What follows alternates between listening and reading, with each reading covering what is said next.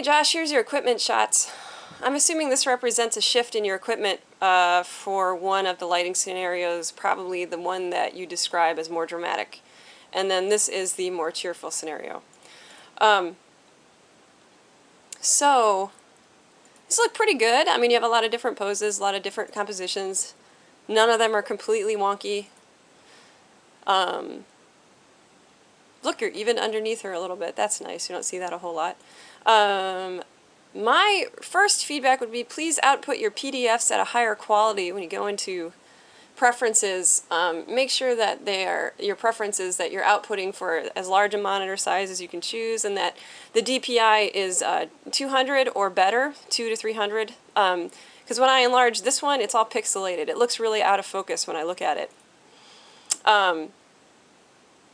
It would be better if they were much higher quality in regard to file size. So, what you described is about what you're getting. This is more dramatic. This is high key. However, I would expect with this pose that you use a more dramatic light setup because of this very coy look on her face. And then this is a more dramatic lighting. So you have two with the dramatic lighting and one with the less dramatic lighting.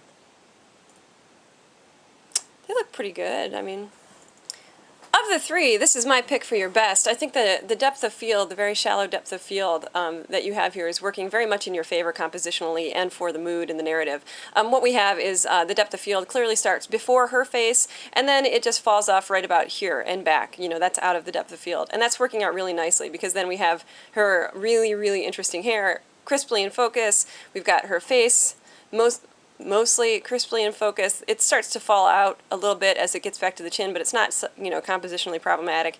And then what I really like also is that your speckled textured wall is out of the depth of field so we don't see it. I know I've pointed this out before, but on a professional level, this just doesn't work real well, seeing the texture of your wall. So again, you know, I've said this before, but again, make sure that when you're shooting your models, you get them to stand much further away from the background. This 1 or 2 feet that you've got there isn't enough to get it to fall out of the depth of field when you're standing far away from your subject, or using a wider aperture like the 4.8 or 3.5 that you're occasionally using. So that's the trick. Like I said before, make sure she stands further away from, or whatever you're shooting, whatever kind of subject matter you're in. If you don't want the background to be distracting, make sure that it is out of the depth of field. And the way that you get it out of the depth of field is that you get it further away from your subject. You use as wide an aperture as you feel comfortable with for whatever technical or aesthetic reasons that you're prioritizing, and that's how you do it.